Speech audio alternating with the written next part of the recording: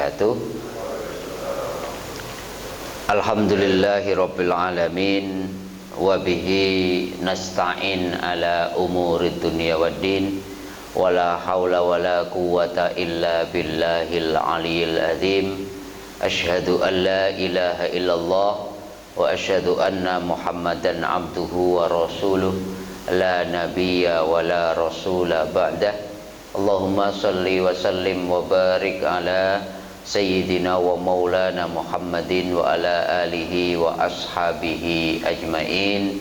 Rabbi shrah li sadri wa yassir li amri wahlul 'uqdatam min lisani yafqahu qawli. Rabbana hab lana isti'dadan kamilan liqabuli faidikal aqdas. Ya Allah ya Rabb, anugerahkan kami di pagi yang mulia ini lurusnya niat kami, terbukanya pikiran kami, longgarnya dada kami, lembutnya jiwa kami dan beningnya hati kami, agar kami Engkau izinkan pagi hari ini untuk menerima sebanyak mungkin cahayamu, hidayahmu dan ilmumu. Amin, amin ya rabbal alamin. Amma ba'du, yang saya muliakan, yang saya hormati Bapak dan saudara-saudaraku sekalian, jamaah subuh Masjid Nurul Hidayah dan pemirsa semua Kafnun Channel. Alhamdulillah, mari kita awali majelis ilmu kajian kita pada kesempatan kali ini dengan mengucapkan syukur alhamdulillahirabbil alamin kehadirat Allah Subhanahu wa taala atas segala karunia, atas segala limpahan rahmat dan berkahnya. Mudah-mudahan dengan syukur yang senantiasa kita haturkan kehadirat Allah, Allah senantiasa berkenan menjaga nikmat-nikmat yang Allah telah titipkan kepada kita, dan semoga dengan syukur yang selalu kita panjatkan Allah akan menambahkan nikmat yang lebih banyak lagi buat kita semua. Amin, amin ya rabbal alamin. Rekan-rekan sekalian, pada pagi hari ini kita akan membincangkan sesuatu yang saya kira menjadi keseharian kita, sesuatu yang malah menjadi kehidupan kita atau bahkan menjadi pegangan kita, yaitu bicara tentang doa. Kenapa doa penting? Karena doa itu, kata Kanjeng Nabi, ad-du'a'u silahul mu'min. Doa itu senjatanya orang yang beriman. Artinya apa? Selama kita masih punya Allah, selama kita masih punya doa, sesungguhnya tidak ada kata menyerah, tidak ada kata kemudian pesimis. Selama kita punya Allah, ternyata orang beriman itu punya senjata, yaitu apa? Senjatanya adalah berdoa. Berdoa itu berarti apa? Berdoa berarti kita mendekatkan diri, menyampaikan segala hajat dan keluh kisah kepada Allah. Jadi kalau kita berdoa itu ibaratnya kita memanggil Allah untuk menjadi menjadi penolong, menjadi pelindung, menjadi jalan keluar. Kita memohon jalan keluar terhadap masalah-masalah kita. Cuman persoalannya adalah, apakah selama ini doa-doa kita yang merupakan senjata kita bagi orang yang beriman ini terasa efektif atau tidak? Atau bahkan kalau kita mau bertanya, sungguhkah hari ini doa-doa kita mustajabah atau tidak? Ataukah teman-teman, bapak-bapak sekalian, merasa doa-doa kita ini kok selama ini belum diijabah, belum dikabulkan oleh Allah Subhanahu wa ta'ala? Maka kita akan membincangkan pagi hari ini, yaitu adab-adab yang mesti dihidupkan, adab-adab yang mesti dijaga agar doa-doa kita itu mustajabah. Nah, seringkali adab ini terlewat. Oleh karenanya dalam tradisi Islam, adab ini penting sekali. Bahkan ta'allamul adab qabla ta'allamul ilm. Belajar adab itu harus didahulukan sebelum kita belajar ilmu. Karena adab itulah yang akan menarik keberkahan, menjadikan Allah menurunkan berkah terhadap apapun yang kita lakukan. Nah, pertama ketika membincangkan tentang doa ini, mari kita baca surat Al-Ghafir ayat 60 yang meniscayakan menjadi landasan kita untuk memahami apa itu doa. Allah katakan bismillahirrahmanirrahim, wa qala rabbukum ud'uni astajib lakum. Dan Tuhanmu telah berkata apa? Ud'uni astajib lakum.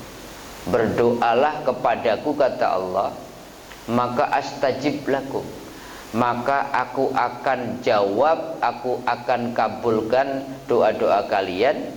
Innalladzina yastaghfiruna an ibadati sayadkhuluna jahannama dakhirin. Tapi barang siapa kemudian tidak mau berdoa, maka Allah akan masukkan ke dalam neraka jahanam dalam kondisi hina. Artinya apa? Artinya kalau orang nggak mau berdoa itu seperti orang yang sombong.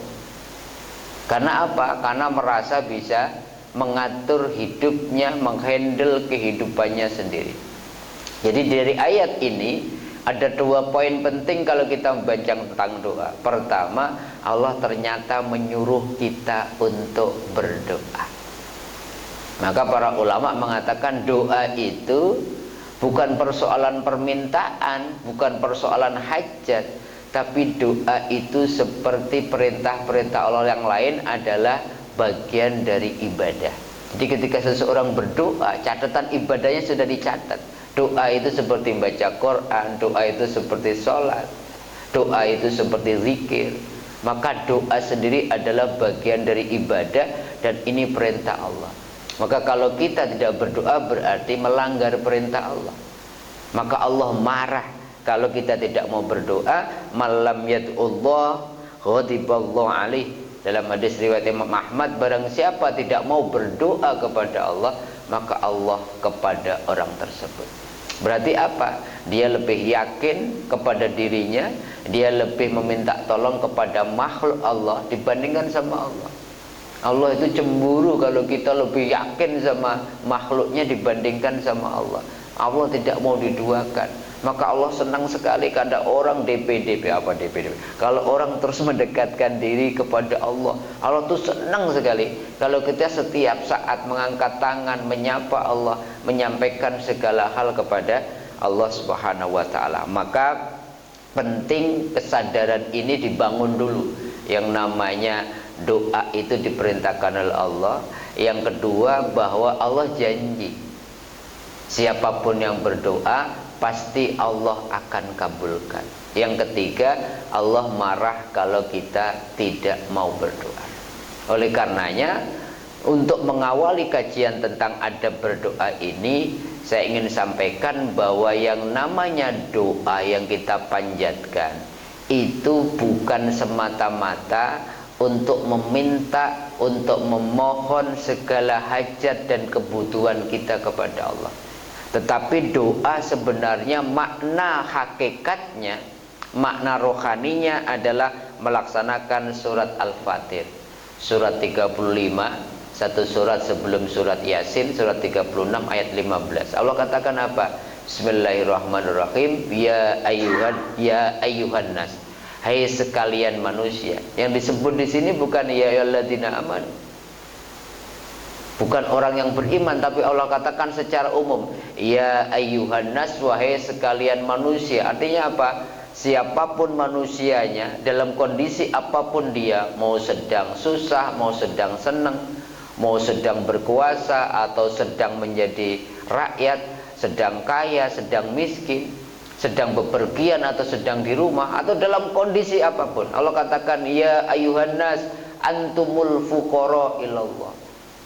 Wahai sekalian manusia, kalian semua itu fakir, kalian semua itu butuh, kalian semua itu bergantung, Semua kalian dependen sama Allah. Dan Allah katakan di akhir ayat itu, wallahu huwal ghaniyul hamid. Dan Allah lah yang maha kaya, tidak membutuhkan yang lainnya. Karena itulah Allah juga maha terpuji. Ayat ini menegaskan kepada kita bahwa siapapun kita, dalam kondisi apapun, kita butuh Allah. Kita kaya, semuanya dijaga rumah kita, kita butuh hidayah Allah. Kadang-kadang kita ngerasa ilmu kita cukup, kekayaan kita berlebih, orang-orang terdekat kita ngawal kita terus, seakan-akan kita bisa menghandle hidup kita. Wallahi, demi Allah, apapun kondisi kita, semuanya hakikatnya manusia fakir. Rekan-rekan sekalian, Allah pernah berfirman dalam sebuah hadits qudsi, semua kalian tersesat kecuali yang aku berikan hidayah, maka mohonlah hidayah kepadaku. Kalian semua, kata Allah, telanjang kecuali yang aku berikan pakaian, maka mohonlah pakaian kepadaku. Semua kalian lapar kecuali yang aku berikan makan, maka mohonlah makanan kepadaku. Artinya apa? Hadis qudsi ini ingin mengatakan bahwa tanpa Allah kita bukan siapa-siapa. Maka Rasulullah ngajarin satu doa, mudah-mudahan sudah ada yang mengamalkan, meminta kepada Allah agar Allah jangan meninggalkan kita sedetik pun, bergantung sama diri kita. Doanya begini, Rabbi la takilni ila nafsi tarfata'in. Ya Allah, jangan kau pernah tinggalkan aku sendirian, bergantung sama ilmuku, bergantung sama hartaku, bergantung sama kekuatanmu, walaupun sekejap. Kita punya segalanya tapi Allah meninggalkan kita. Lawang kita selalu berdoakan la haula wala quwata illa billah. Ya Allah, enggak ada kekuatan, enggak ada daya kecuali darimu ya Allah. Innama utitu minal ilmi ila qalil. Allah ngasih ilmu sedikit banget sama kita. Bagaimana mungkin kemudian kita bergantung sama hafalan kita, bergantung sama kekuatan kita, bergantung sama skill kita, sehingga kita lupa ketika mau melakukan sesuatu karena bergantung sama diri kita sendiri. Kita lupa apa? Baca basmalah. Baca basmalah itu kan sebenarnya sebuah pengakuan bahwa kita fakir, bahwa kita ini bukan siapa-siapa, bahwa kita tanpa Allah, maka kita bukan siapa-siapa, tidak punya kekuatan, tidak punya ilmu, tidak punya apapun. Maka kesadaran fakir ini penting agar apa? Kalau kita sadar kita butuh sama Allah, maka adabnya nanti sikap kita ya laksana seperti orang yang butuh. Teman-teman kalau butuh sesuatu, kira-kira adabnya beda nggak ketika nggak butuh? Mau minjem uang ke temennya, kira-kira adabnya apa? Kan nggak mungkin teriak-teriak. Pasti itu awal-awal ya Allah gitu. Tiba-tiba melihat sahabatku tuh ganteng banget ya hari ini, cerah wajahnya, muter-muter, akhirnya kalau ada kelonggaran rezeki bisa nggak? Maka nanti adab-adab itu akan layak, akan kemudian mudah kita pahami karena kita sudah sadar dulu bahwa kita ini yang butuh. Allah lah yang kita butuhkan. Adabnya harus dijaga. Kalau ada kelonggarannya, bisa enggak diberikan kelonggaran, diberikan saya mau pinjam uang. Jangan memerintah, udah minjem nggak memerintah. Coba doa-doa kita itu kalau kita baca doanya apa? Seringkali kita itu memerintah Allah. Kadang-kadang kita adabnya nggak ada. Ya Allah, Allahumma ingkana rizki fis sama'i fa anzilhu. Kalau bahasa kita, ya Allah kalau rezeki ke langit turunin ya. Kalau habis sholat duha kan gitu, fa ingkana fil ardi fa akhriju. Kalau rezeki saya masih di bumi, keluarin ya. Fa ingkana ba'idan fa qaribu. Kalau rezeki saya jauh, deketin ya Allah. Fa ingkana qalilan fa kathirhu. Ya Allah kalau rezeki saya sedikit, banyakin ya. Tambahin lagi pakai bahasa kita, kalau bisa minggu depan ya Allah ya. Awas kalau enggak, kita ancam kalau enggak duha lagi dah. Ini kalau seminggu ini saya duka istiqomah, nggak dikasih rezeki untuk bayar utang, ngapain? Udah mending kerja aja. Kita nganggap dengan kerja itu rezeki kita dapat, padahal semuanya karena izin Allah Subhanahu wa taala. Oleh karena kalau kesadaran ini sudah muncul bahwa kita butuh di hadapan Allah, maka adabnya insya Allah terjaga. Oleh karenanya kita akan belajar adab apa saja yang mesti kita hidupkan agar doa-doa kita itu mustajabah. Oleh Imam Al-Ghazali dalam kitabnya Ihya Ulumuddin juz 1 halaman 361 sampai 364 itu menyampaikan beberapa adab yang kalau kita tahu itu seperti kita punya password agar doa-doa kita itu berbeda, doa-doa kita itu mustajabah. Yang pertama, beliau mengatakan berdoa itu ada waktu-waktu yang mulia. Ya, kalau kita tahu waktunya ini keren gitu. Walaupun setiap saat doa didengarkan, tapi kalau waktunya ini pas, energinya itu lagi powerful, lagi kuat-kuatnya. Kapan itu? Kalau tahunan doa itu tanggal 9 Dzulhijjah itu luar biasa. Saat Arafah, terutama orang yang haji, itu doanya betul-betul mustajabah. Atau kemudian 1 bulan penuh di bulan Ramadan. Bulan Ramadan itu bulan berbeda dengan bulan-bulan yang lain. Maka biasanya kita ngerasa kalau berdoa di bulan Ramadan itu Masya Allah gitu ya, kayaknya semacam doa-doa kita ini nyampe langitnya itu berbeda dibandingkan dengan bulan-bulan yang lain. Atau kemudian ada yang bersifat mingguan. Hari apa yang mulia? Hari Jumat. Rasulullah mengatakan kalau orang berdoa mulai malam Jumat sampai sore habis asar sebelum maghrib hari Jumat, itu doanya mustajabah. Atau kemudian yang harian. Kapan doa harian yang istimewa? Yaitu ketika sepertiga malam. Karena Allah katakan di setiap sepertiga malam aku turun ke langit dunia, dan Allah mengatakan man yad'uni fa astajibulah. Barang siapa berdoa kepadaku maka aku akan ijabah. Kemudian Allah katakan man yas'alani fa'utiyahu, maka barang siapa meminta kepadaku di sepertiga malam terakhir aku akan berikan. Dan kemudian kemudian Allah mengatakan man yastaghfiruni fa'aghfirulah, maka barang siapa di sepertiga malam terakhir memohon ampunan kepadaku, kata Allah, maka aku akan ampuni. Jadi ternyata harian itu ada momen istimewa, mingguan ada istimewa. Walaupun kemudian setelah tahu ini, ya Allah Jumat aja berdoanya, jangan. Atau kemudian waktu sepertiga malam saja, hari-hari yang lain tidak. Ini yang mulia. Kalau kita tahu ini nanti kayak semacam kemudian ini waktu-waktu terbaik, waktu itu istimewa ketika kita memohon kepada Allah. Yang kedua, ternyata selain waktu yang mulia, kondisinya juga istimewa. Dalam kondisi apa saja kemudian kita kemudian dianjurkan, bahkan banyak hadis mengatakan, kata Imam Al-Ghazali, adalah ketika turun hujan. Nah, kita kalau turun hujan ngeluh, ya Allah hujan lagi, masih di jalan belum nyampe rumah. Kalau orang tahu, nah, Mas Rahmas tahu betul itu. Kalau di pesantren turun hujan itu terlalu memungkinkan, disuruh kemudian hujan-hujanan. Karena energi airnya itu murni dari langit. Air pam sekarang belum tentu jernih.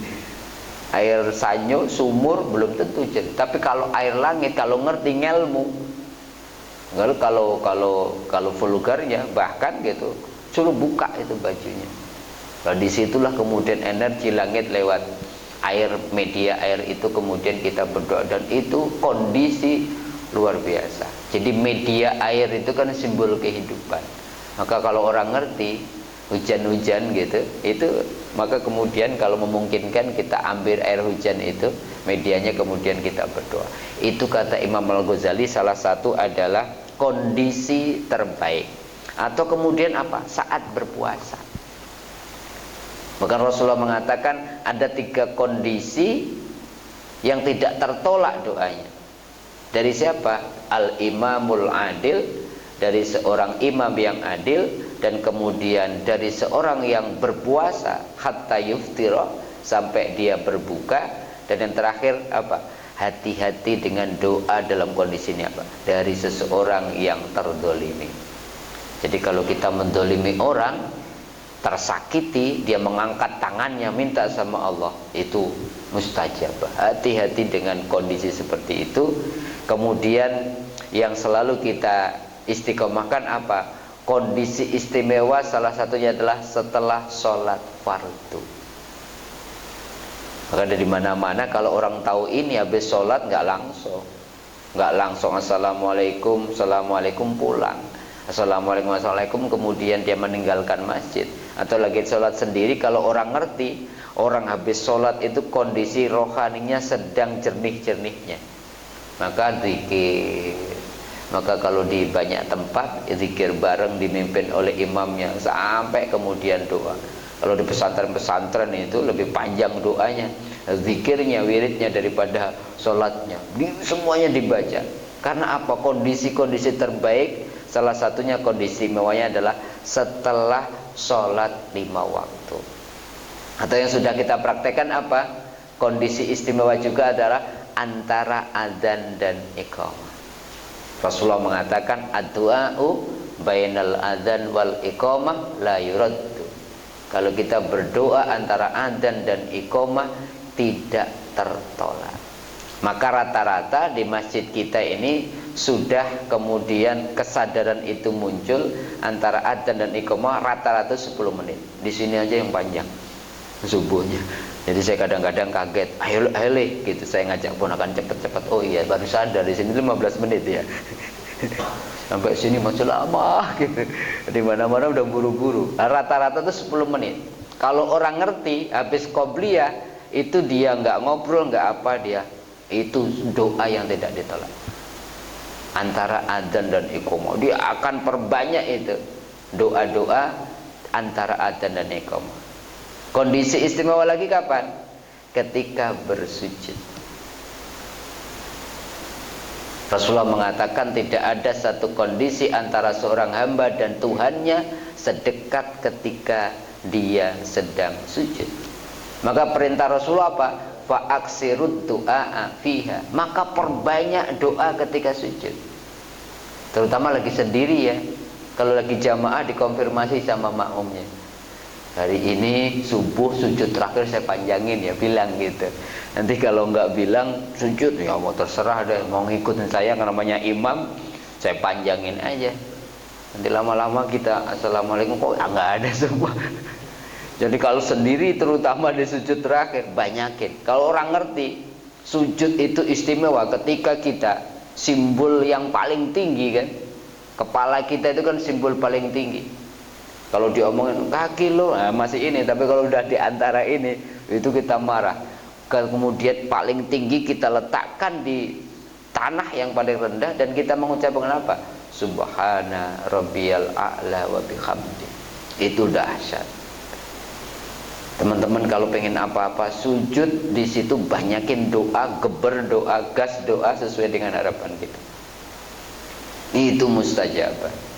Saya tuh kalau rindu Haramain, rindu tanah Mekah, tanah suci tanah Mekah atau Madinah, udah di sujud terakhir itu Mas Rahman, udah aja berdoa Allahumma rzuqni ziyaratal Haramain, Allahumma rzuqni ziyaratal Haramain. Ya Allah berikan aku rezekimu agar bisa ziarah 2 tanah suci.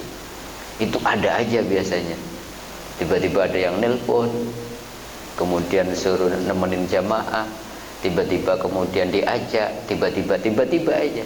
Karena Allah kalau sudah pengen orang kemudian melakukan sesuatu, mendapatkan sesuatu kan kun fayakun saja. Cuman kita ya jangan cuman sekali.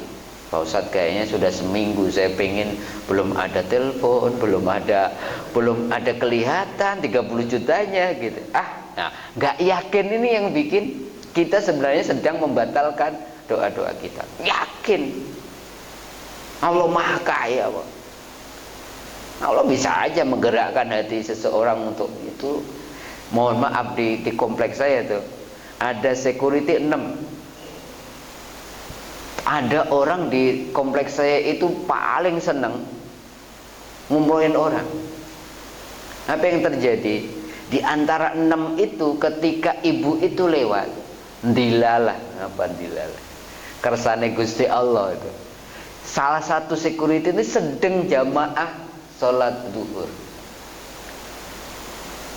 Siapa yang menggerakkan itu?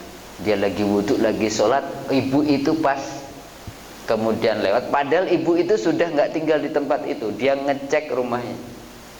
Terus kemudian nanya, Pak Ustadz, saya mau ngurauhin bareng beberapa saudara saya, security siapa yang taat?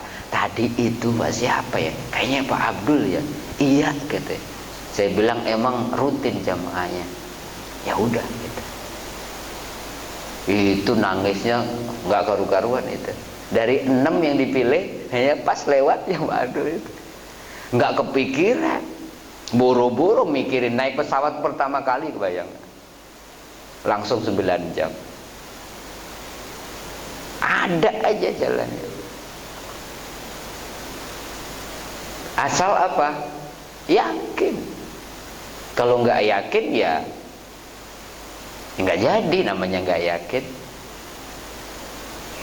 Saya pernah jenguk jamaah saya kena kanker di Siloam Semanggi.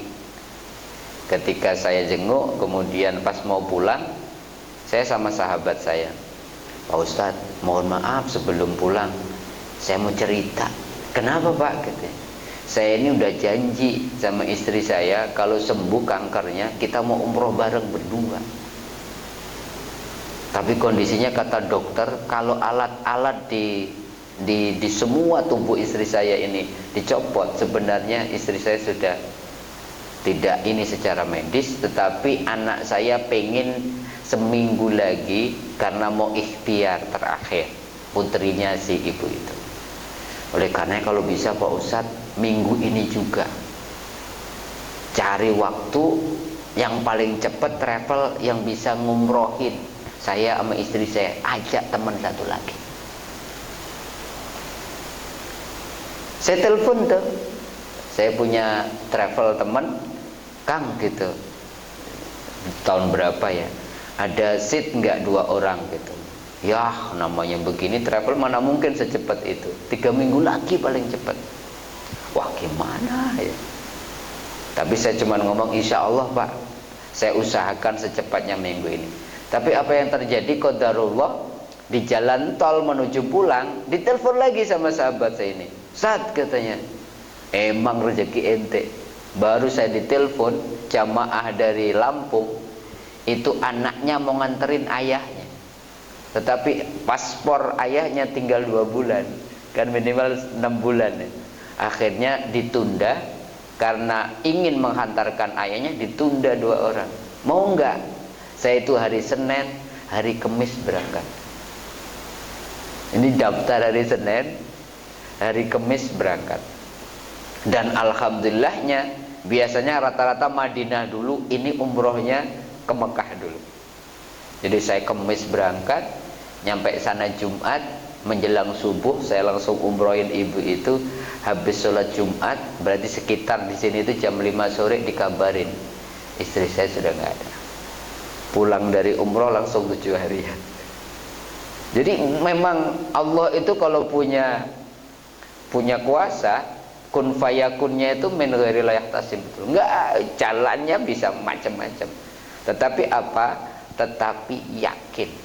Maka saat sujud kalau punya hajat, maka lakukan, perbanyak permohonan kita, doa-doa kita. Ini termasuk kata Imam Al-Ghazali, selain waktu yang mulia, ternyata kondisi yang istimewa itu ketika sedang sujud. Fa'aksirud du'a fi. Yang ketiga kata Imam Al-Ghazali, adabnya itu adalah menghadap kiblat. Seyogianya diusahakan kalau berdoa itu menghadap kiblat. Kiblat itu maknanya apa? Directionnya. Jadi betul-betul fokusnya kita kepada Allah. Kalau memungkinkan ya, kalau memungkinkan menghadap kiblat, kan kalau kita tahu kiblat. Kadang-kadang kita lagi bingung, lagi sedih, lagi bingung. Mohon maaf, saya tuh sampai sekarang di sini, kalau tadi saya di masjid itu saya menghadap utara. Padahal dekat dari situ. Kayaknya tuh saya menghadap utara. Tapi ketika masuk masjid ini, sekarang ngadep barat ini. Bingung saya. Ngadep kiblat, dan Rasulullah mengatakan dalam sebuah hadisnya, jadi karena Rasulullah SAW idza madda yadayhi fit du'ai lam yaruddahuma hatta yamsiha biha wajha. Selain menghadap kiblat, Rasulullah itu mengangkat kedua tangannya, dan Rasulullah tidak akan menurunkan kedua tangannya kecuali mengusapkan kedua telapak tangannya ke wajahnya. Maka banyak orang kalau habis berdoa itu ditutup dengan mengucapkan wajahnya. Buat apa? Energinya, teman-teman sekalian. Energi dari doa itu kalau diusapkan, muka kita itu jadi glowing. Energinya jadi luar biasa. Bahkan kalau menjelang tidur kan Rasulullah ngajarin berdoa apa? Kalau menjelang tidur, ambil air wudhu, baca 2 surat perlindungan Al-Falaq An-Nas, sempurnakan dengan ayat kursi, tiupkan kedua telapak tangan, usaplah ke bagian-bagian tubuh yang bisa kita jangkau. Kemudian kata Rasulullah, Allah akan kirimkan malaikat menjaga kita selama kita tidur. Itu energi doa itu luar biasa. Maka Rasulullah mengajarinya, adabnya menghadap kiblat, mengangkat tangan, dan kemudian mengusapkan tangan sebelum kita meletakkan tangan kita ke muka kita. Itu berdasarkan riwayat hadis riwayat Imam Muslim. Itu yang ketiga. Yang keempat, ternyata salah satu adab etika dari doa adalah ud'u rabbakum tadarru'a wa khufyah. Memohonlah, sapalah, berdoalah kepada Tuhan kalian dengan rendah hati dan suara lembut, suara lirih, gak usah teriak-teriak. Seakan-akan Allah tuh gak dengar kalau teriak-teriak. Innahu la yuhibbul mu'tadin, karena Allah itu gak suka yang berlebih-lebihan. Yakinlah, lawang Allah dalam hati kita memohon aja Allah sudah dengar. Maka salah satunya kalau orang ngerti, berdoa itu suaranya lembut. Ada doa, ada munajat. Munajat itu dialog intim, seperti kita sangat dekat dengan Allah. Itu salah satu adabnya kalau kita berdoa. Kata Imam Al-Ghazali berdasarkan hadis Nabi, maka kemudian kita disuruh berdoa dengan kerendahan hati. Bahkan Al-Quran mengatakan wa khufyah, yaitu lirih, lembutkan suaramu, dalam surat Al-A'raf ayat 55. Yang menarik di kitab Imam Al-Ghazali Ihya Ulumuddin ini, di poin kelimanya Rasulullah Imam Al-Ghazali mengatakan berdoa dengan menghindari seperti saja. Jadi puitis dan kemana-mana gitu. Ternyata Imam Al-Ghazali hindari adabnya doa pakai saja. Pakai saja dalam arti apa? Nanti kita fokus sama sajanya, tapi lupa adabnya kita sedang berbicara sama Allah. Seperti kita bicara sama presiden, itu pakai bicara muter-muter, pakai sajak, segala macam. Itu nanti fokus kita kepada sajaknya, lupa fokus sama Allahnya. Dan Imam Al-Ghazali kemudian kalau bisa jangan, karena Rasulullah mengatakan, kata Imam Al-Ghazali, sayakunu qaumun ya'taduna fid du'a. Ada beberapa kaum, beberapa orang yang berlebih-lebihan ketika doa. Salah satunya itu bersajak. Tetapi kalau memang dia seorang penyair, dan kemudian dia dengan sajak itu membuat dia lebih intim, lebih khusyuk, tidak mengapa. Doanya Al-Iqtirabnya Abu Nawas kan malah keren. Ilahi las tulil firdausi ala. Itu guyon dalam arti intim gitu. Ya Allah, saya nggak pantas jadi ahli surga. Tapi kalau di neraka nggak kuat, gimana dong? Allahnya bingung, ya udah masuk surga lagi. Ya Allah, dosa-dosa saya bagikan buih di lautan, tapi ampunanmu lebih besar dari itu. Iya, saya tahu. Kadang-kadang kita ngobrol sama orang minta itu tadi memujinya, tapi kalau memuji berlebih-lebihan, apalagi sama orang nggak boleh. Tetapi kalau para ulama, para wali itu rata-rata doanya pujian, permintaannya sedikit, memuji aja isinya. Karena dengan memuji sesungguhnya kita sudah minta kan. Dalam permintaan itu secara tidak langsung, ya Allah, Engkau yang maha lembut. Nggak usah ngomong lembutkan, berarti lembutkan hati. Ya Allah, Engkau yang maha kaya. Nggak usah minta. Iya, tahu. Ente kalau saya kalau ketemu ente itu masya Allah orangnya.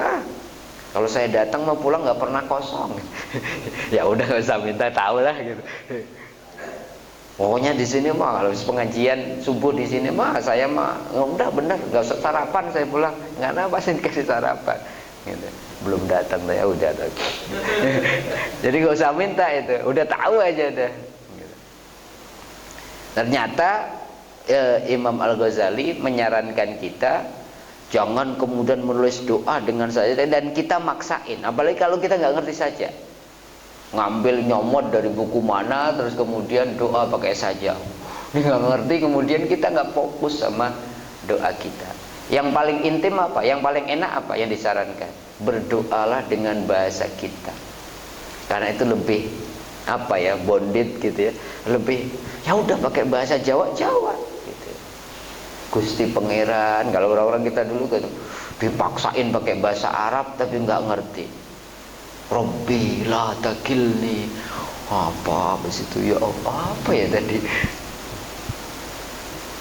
Jangan seperti Jackie Chan kemudian tersesat di Amerika kan. Jackie Chan yang pakai bahasa Mandarin, teman Amerika bahasa Inggris. Jackie Chan cerita kangen sama anaknya, kemudian orang Amerikanya cerita kondisi Amerika lagi krisis. Ya tapi ya ngobrol aja santai terus kemudian ketawa, padahal sama-sama nggak nyambung. Jangan-jangan doa-doa kita itu karena saking kemudian pengen pakai bahasa Arab, gitu, ditanya, ini minta apa ente? Ya udah ngikut aja gitu, bahasanya begitu. Kalau pakai bahasa kita itu, aduh enak sekali. Ya sudah, kita kayak ngobrol aja sama Allah dan yakinlah Allah ngerti semua bahasa, karena Allah yang menciptakan seluruh bahasa. Yang keenam, kata Imam Al-Ghazali, salah satu adabnya adalah hendaklah ketika berdoa khusyuk. Khusyuk karena doa itu sakral. Ketika kita ngobrol sama Allah, khusyuk itu maknanya apa? Konsentrasi, tunduk. Jadi kalau doa itu ya jangan sekedar kemudian kita mengucapkan sesuatu tetapi akal kita tidak tunduk, hati kita tidak tunduk, maka kemudian energi dari doa itu nggak nyampe nanti ke langit. Maka Rasulullah mengatakan, idza akhaballahu abdan ibtalah hatta yasma'a tadarru'ah. Bagaimana memikirkan, menceritakan kondisi khusyuk tadi? Yaitu pakai hadis ketika Allah mencintai hambanya, maka hambanya itu diuji dengan ujian terus menerus sampai dia betul-betul ketika doa itu khusyuk. Kenapa pakai hadis ini? Karena kalau kita lagi butuh, kekhusyukannya itu terjaga. Kebayang nggak teman-teman sekalian, ketika dalam pesawat kemudian tiba-tiba pilot mengomong bahwa turbulensinya lumayan gede, bergetar terus itu pesawatnya, terus kita berdoa, itu kira-kira doanya sama nggak seperti doa kalau kita sedang habis sholat atau kemudian dalam kondisi oke saja? Berbeda. Kekhusyukan itu ketika kondisi dalam kondisi tertentu, ketika kemudian tidak ada hal yang lain kecuali Allah, harapannya itulah kekhusyukan. Gak dipikirin apa-apa itu. Bagaimana doa walaupun kita sedang di rumah itu seperti doa ketika pesawatnya lagi bergetar terus, turbulen terus, itulah kekhusyukan. Kadang-kadang doa yang Rabbana atina fid dunya hasanah wa qina adzabannar, karena sudah biasa kondisinya lagi seger, kondisinya duitnya banyak, beda nggak doanya kali sama dompetnya kosong, minta rezeki. Allahumma rzuqni rizqan halalan wasi'an mubarak, ya Allah berikan aku rezeki yang halal, yang luas, yang berkah, tapi duitnya sedang banyak-banyaknya. Ini sebenarnya kalau surga. Tapi kalau udah nggak ada duit sama sekali gitu, besok harus tagihannya bayar gitu, ya Allahnya itu, ya Allah. Cuman kadang-kadang manusia sifatnya gitu. Kalau di tengah lautan aja doanya, janjinya panjang banget. Ya Allah, kalau Engkau selamatkan aku, janji sholat subuh jam 3 saya berangkat. Kalau saya ada rezeki separuhnya saya kasih anak yatim. Mulai aja tuh, janjinya kan panjang banget ya. Onta saya sembelih, saya korban tuh pokoknya onta. Kalau nggak onta pokoknya dari Mas Rahmat tuh sapinya yang paling gede dah, 100 juta. Mulai kelihatan tuh Allah kasih, tiba-tiba ada kapal kelihatan, ya Allah gitu, berubah itu. Sapinya yang pokoknya yang ukuran biasa aja ya. Kemudian diselamatin oleh sarnya, kemudian nyampe daratan lupa janji-janjinya. Salat subuhnya digabung jamaah sama duha kesiangan. Jadi manusia itu banyak ayat-ayat Al-Quran mengatakan, dalam kondisi itu da'a rabbahu tadarrua, kalau orang lagi segala macam, benar-benar nyebutnya Allah itu satu-satunya deh. Tetapi ketika diberikan jalan keluar, mulai ada aja sifat manusia apa? Lupa. Yaitu manusia. Kalau enggak gitu malaikat. Dan yang ketujuh yang saya sampaikan tadi, adab doa itu yakin. Yakin doa kita diijabah. Rasulullah mengatakan, ud'ullah wa antum muqinuna bil ijabah. Berdoalah kepada Allah dalam kondisi hati kalian bahwa doa-doa kalian itu diijabah oleh Allah. Karena apa? Wa'lamu annallaha azza wa jalla la yastajibu du'aan min qalbin ghafil. Karena Allah itu tidak akan mengabulkan doa ketika hatinya ghaflah, hatinya lalai, hatinya nggak yakin bahwa doanya dikabulkan. Bahkan yang secara tanpa sengaja sering kita lakukan, kita bahkan membatalkan doa kita bahkan setelah kita menyelesaikan doa-doa gitu. Habis doa walhamdulillahirabbil alamin, dalam hati tiba-tiba kayaknya kayak kemarin deh. Kayaknya gitu-gitu aja. Ini enggak jadi. Habis Allahumma rizqna ziyaratal haramain. Ya Allah, Allahumma rizq, ya Allah beri saya rezeki dari arah manapun saya bisa umroh, bisa haji. Habis selesai walhamdulillahirabbil alamin. Maka nggak mungkin saya bisa umroh ya. Nggak mungkin. Ya udah, berarti kata malaikat, ya habis ditulis dihapus lagi. Maka yakin menjadi penting. Nah, untuk bisa yakin apa? Hubungan kita sama Allah harus semakin ditingkatkan. Allah janji, masa janji sama Allah, janjinya Allah kita nggak yakin? Allah janji ud'uni astajib lakum. Doa dikabulin. Nah, karena kita kemudian nggak yakin, maka doanya seperti tidak berdoa. Maka tidak heran Ibnu Athaillah mengingatkan kepada kita dalam salah satu kitabnya Al-Hikam mengatakan begini, lam yakun ta'akhkhara amadil ata'i ma'a ilhahi fid du'ai mujiban liya'sika fa huwa dhaminalakal ijabah. Kata Ibnu Athaillah, berulang-ulangnya doa yang kau panjatkan kepada Allah dan belum juga menurutmu dikabulkan, jangan membuat engkau putus asa dan tidak mau berdoa lagi. Kata Ibnu Athaillah apa? Karena apa? Karena Ibnu Athaillah mengatakan fa huwa dhaminalakal ijabah, karena Allah janji sudah akan mengabulkan setiap doa dan permintaan. Cuman apa? Cuman wafil waqti yahtaru laka la fi ma tahtaru li nafsik. Cuman waktunya Allah yang nentuin, bukan kita yang nentuin.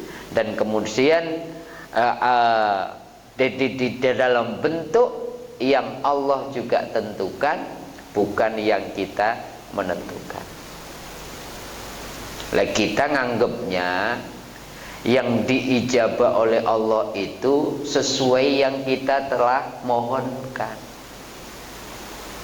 Coba kalau mau jujur, doa-doa yang sering kita panjatkan itu lebih banyak permintaan kita apa kebutuhan kita?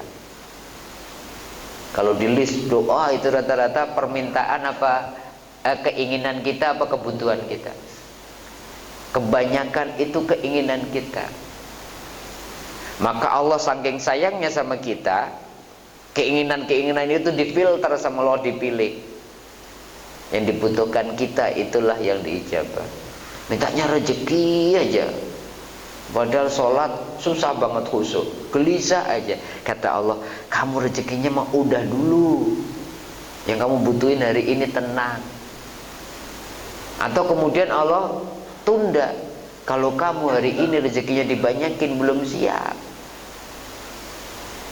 kasih sebulan 1 juta, sebulan 10 juta gajinya, masih jadi orang baik.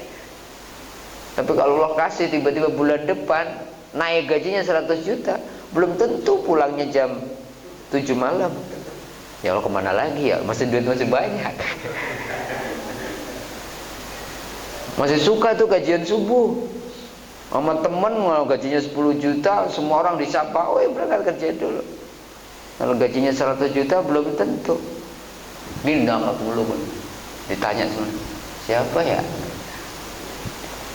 Karena Allah saking sayangnya, imannya baru kuat 50 juta. Kalau kasih 500 juta kaget.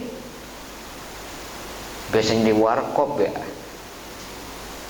kopi kapal api sasetan 5.000, nikmat betul gitu. Gajinya naik 10 kali lipat. Di warkopnya nggak enak banget di kopi ya, pindah Starbucks. Biasanya tidur biasa-biasa aja, yang penting mau kita nginep di mana, yang penting buat tidur doang. Sekarang mau harus ada bathtub lah, atau apalah. Standarnya beda.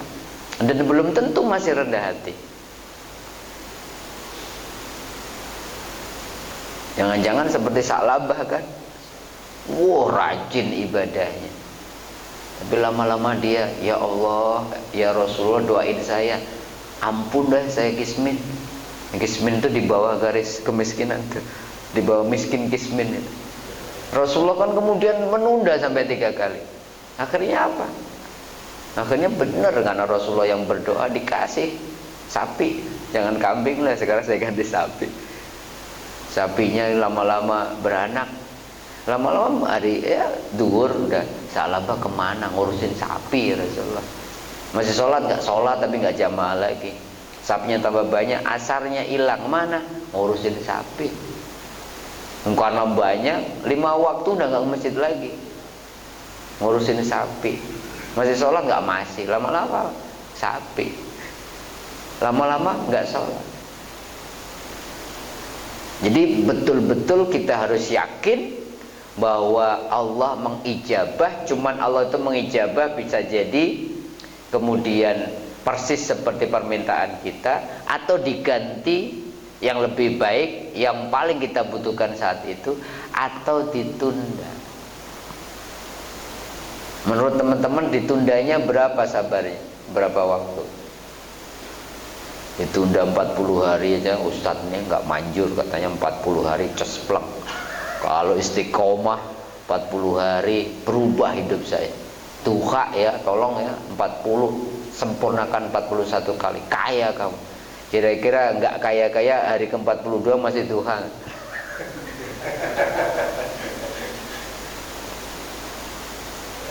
Masalahnya nundanya kadang Allah tunda sampai akhirat.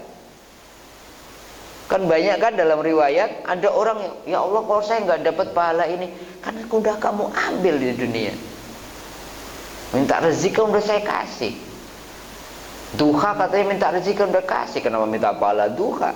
Kan buat rezeki, kalau udah diambil. Banyak orang nikmatnya sudah diambil di dunia, nanti di akhirat habis. Ya tapi jangan di akhirat semualah gitu.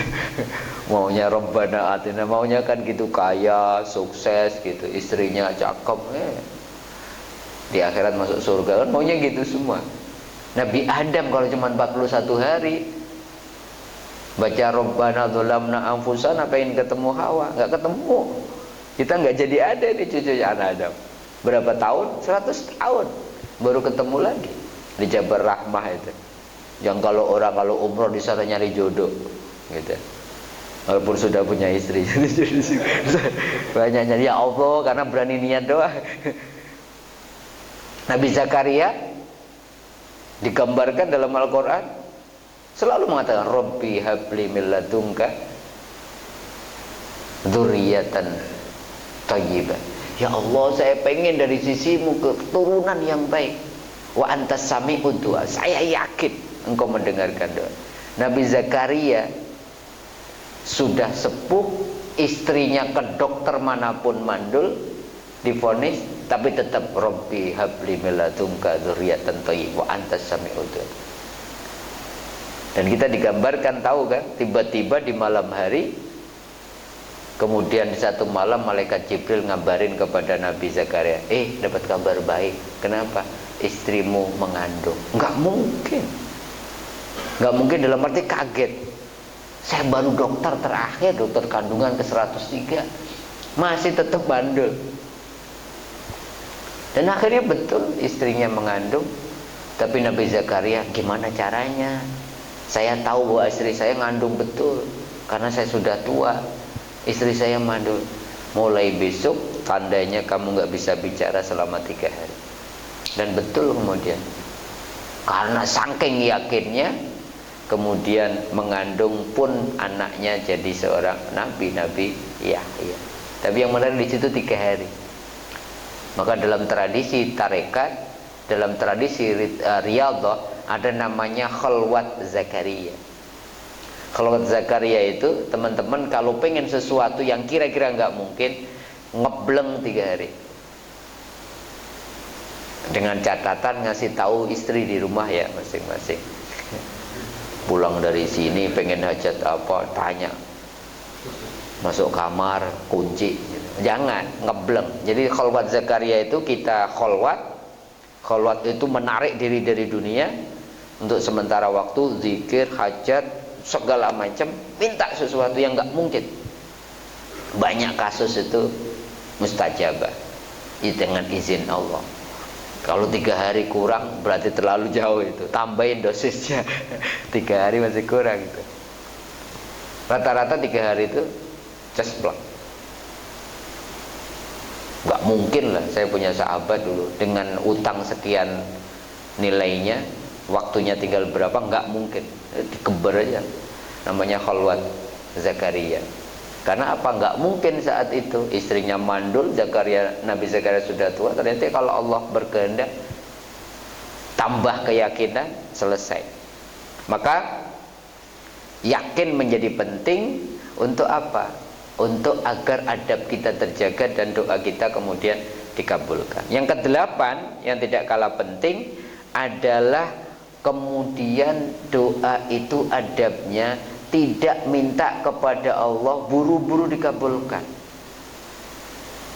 Karena Rasulullah mengatakan yustajabu li ahadikum malam ya'jal, akan diijabah doa kalian kalau enggak buru-buru pengen dikabulkan. Para sahabat, maknanya apa sih buru-buru pengen dikabulkan? Fayaqulu, Rasulullah mengatakan, seseorang berkata, qad da'autu falam yastajib li, saya sudah doa kok enggak dikabul-kabuli.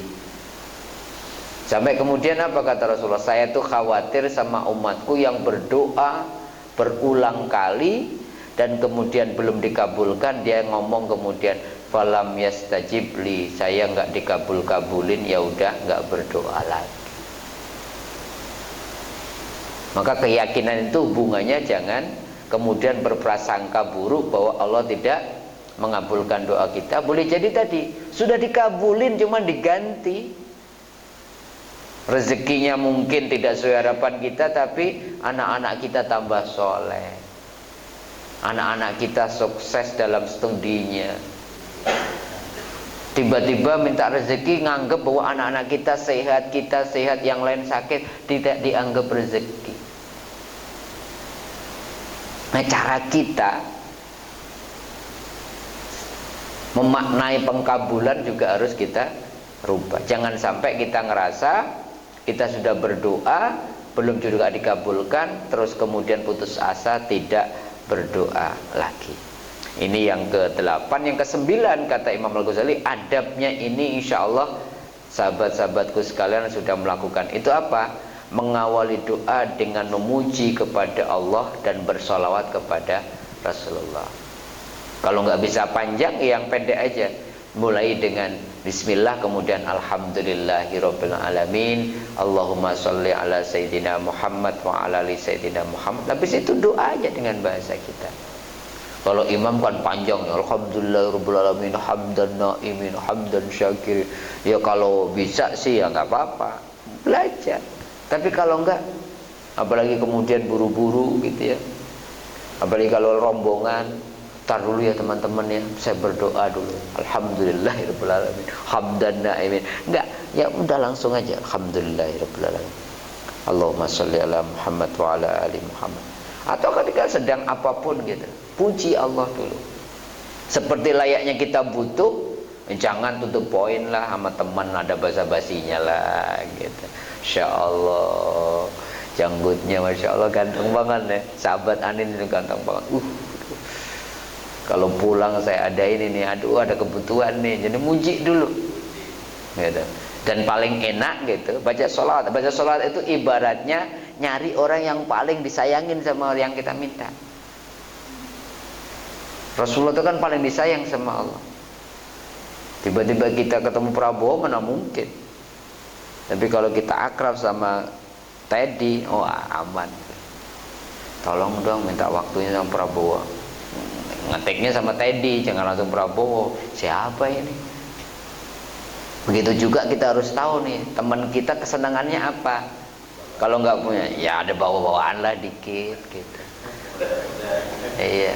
Ya kalau enggak, kemudian bininya apa yang paling deket, ya deketin bininya, malah dimarahin ya. Kalau sudah bininya ngomong, udahlah mas, kasihan. Baik-baik juga sama bininya. Kalau nggak bawa-bawaan apa kayak gitu. Kalau saya senengnya duret gitu. Ngasih tahu aja. Ini contoh gitu. Jadi kalau ada apa-apa gitu tuh, enak itu ngomongnya, enak banget dah gitu. Udah mau minta tolong gitu, yang tuan rumah yang kita pinjemin duit anti sama durian, dibawain durian lagi. Ya udah gitu, bukain pintu aja deh, syukur gitu. Itu jadi sholawat itu password bahwa kemudian ya Allah gitu, dengan membaca sholawat kepada kekasihmu ini aku memohon. Tapi ada orang kan, saudara-saudara kita tuh sholawat apa syirik itu, masa minta sama sholawat, nggak ngerti itu. Sholawat itu wasilah. Karena ada ulama-ulama di YouTube itu, apaan sholawat naria, sholawat ini, syirik. Masa minta sama sholawat? Dengan sholawat ini dikirain kita mintanya sama sholawat. Padahal sholawat ini seperti baca Quran, seperti sedekah. Wabtaghu ilaihil wasilah, wattaqullah, bertakwalah kepada Allah, wabtaghu ilaihil wasilah. Dan untuk bertakwa itu carilah jembatan, carilah jalan. Salah satunya lewat sholawat. Ngapain sih doa pakai ini? Langsung aja sama Allah. Nih ente siapa? Minta doa sama kiai nggak boleh, langsung aja sama Allah. Seperti kita langsung aja ketemu Prabowo. Ya kalau kenal. Bener sih ngobrol sama Allah langsung, tapi kalau kemudian bareng-bareng minta mohon kiai gitu deh. Kenapa energinya berbeda? Tapi jangan mintanya sama kiainya. Mohon didoakan sama kiainya kepada Allah. Beda gitu. Tolong dong gitu. Saya nggak kenal. Bisa nggak antarin saya, nanti yang ngobrol sampean. Mas Rahmat suka dimintain tolong kan? Untuk ini menjadi perwakilan calon mempelai perempuan atau laki-laki. bukan kemudian apa-apa. Bapaknya nggak bisa ngomong, nanti nggak jadi khidmat. Rata-rata orang tuanya nggak mau itu. Kadang nikahin anaknya dia nggak mau kan, nggak bisa, saya wakilkan aja sama pengulu atau kiainya. Itu bagian dari wasilah namanya. Jadi membaca hamdalah dan baca sholawat itu adab ke-9. Dan terakhir kata Imam Al-Ghazali adalah taubat dan ikhlas. Taubat maknanya apa? Kalau bisa sebelum berdoa itu baca istighfar, astagfirullahaladzim, astagfirullahaladzim, astagfirullahaladzim, baru kemudian baca hamdalah, baca sholawat, baru berdoa. Taubat maknanya apa? Harus bersih juga hati kita. Karena Rasulullah mengatakan ada orang yang berdoa memuji berdoa kepada Allah dengan segala hajatnya, tetapi bagaimana mungkin Allah mengabulkan doanya sementara sajadah yang dia duduk dia gunakan untuk doa dibeli dengan uang yang haram, sementara baju takwanya yang dia pakai ketika dia berdoa gitu, ngambil tapi nggak bilang-bilang punya orang. Artinya apa? Taubat itu membersihkan hati dulu, sehingga kemudian dengan kelembutan hati, bersihnya hati, maka kemudian nyampainya doa-doa kita energinya juga kemudian berbeda. Itu adabnya. Maka istighfar menjadi powerful. Maka Rasulullah mengatakan, manistaro istighfar, barang siapa banyak baca istighfar, maka Allah ganti yang sempit menjadi longgar. Allah keluarkan dari segala kesulitan, diberi kemudahan, dan Allah berikan rezeki dari arah yang tidak disangka-sangka. Jangan remehin istighfar. Istighfar itu powerful. Itu 10 adab yang kemudian disampaikan oleh Imam Al-Ghazali dalam kitab Ihya Ulumuddinnya. Kalau mau ditambahkan, ada 2 hal lagi yang penting menurut saya. Menurut hadis Rasulullah mengatakan begini, kalau kalian berdoa, doamu pengen mustajabah, yaitu doakan orang lain dan yang dia engkau doakan tidak tahu. Da'watul rajulil muslimi li akhihi bidhahril ghaib mustajabah. Jadi doa yang mustajabah itu ternyata doa yang orang lain yang didoakan nggak tahu. Kenapa mustajabah? Keikhlasannya terjaga. Jadi kalau habis doain temennya, pagi-paginya nggak usah WA. Apalagi di grup, punya grup kan di sini. Alhamdulillah sahabat-sahabatku semua. Gitu. Di sepertiga malam tadi, aku sebut doa kalian namanya satu persatu dalam doa-doa aku aja. Udah kita tahajud ria, doanya menjadi nggak ikhlas. Kadang-kadang nggak ada yang nanya, kecuali kita minta didoain ya. Ente mau umroh nitip doa ya. Habis doa ya sudah, nggak usah di grup juga gitu. Alhamdulillah tadi doanya udah saya sampaikan. Ini nggak ada hujan, nggak ada petir, tiba-tiba ya Allah, masya Allah, semalam itu qadarullah, Allah bangunkan saya pas 3:30. Aneh ingat ente aku doain. Semakin ngomong gitu, ya Allah. Karena ikhlas itu yang menjadikan, kata Ibnu Athaillah, ikhlas itulah yang bisa menyampaikan segala hajat kita itu, atau keinginan kita, atau ibadah-ibadah kita nyampe itu salah satunya ikhlas. Nggak usah ngomong-ngomong deh. Maka kenapa kita sukses? Itu karena orang tua kita kalau doain tiap hari itu nggak ngomong sama kita. Orang tua itu setiap habis sholat pasti anak kan. Dan doanya itu kenapa mustajabah? Nggak pernah ngomong. Nggak ada orang tua itu habis sholat tuh, nak, ibu tadi udah doain ya, nanti asar bilang lagi. Itu salah satu rumus karena keikhlasannya terjaga. Dan Rasulullah mengatakan kalau mau dipercepat pengkabulan doa, Rasulullah mengatakan, man arada ayistajaba da'watahu wa antufarrija kurbatahu falyufarrij am mu'sirin. Barang siapa ingin dicepatkan pengkabulan doanya, dimudahkan segala urusan-urusannya, maka caranya adalah mudahin orang yang punya kesulitan. Maka tidak heran kan kalau orang-orang punya hajat itu sedekah. Kalau orang punya hajat kemudian ngandang anak yatim, kemudian sedekah. Kalau anaknya mau ujian, pengen dimudahin, sedekah. Karena itu rumus. Kalau mau dimudahin sama Allah, rumusnya apa? Mudahkan makhluk Allah. Irhamu man fil ardi yarhamukum man fis sama. Sayangi, mudahkan, tolonglah orang-orang yang di bumi. Kalau kalian pengen dimudahkan, disayangi, ditolong oleh Allah yang ada di langit. Itulah beberapa catatan yang saya kira penting untuk kita ketahui agar kita tahu adab kita ketika kita berdoa, dan apa saja yang kemudian mesti kita rubah cara pandang kita hubungannya dengan pengkabulan doa dan hakikat berdoa itu sendiri. Mudah-mudahan ada manfaatnya.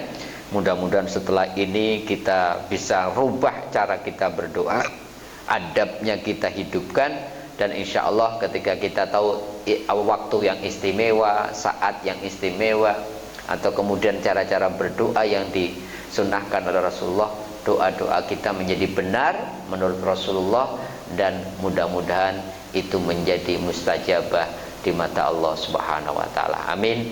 Amin ya rabbal alamin. Terima kasih teman-teman sekalian. Mudah-mudahan kita semua senantiasa dititipkan oleh Allah, dititipi oleh Allah ilmu yang manfaat, pemahaman yang benar, dan dengan izin Allah kita bisa mengamalkannya dalam kehidupan kita sehari-hari. Amin.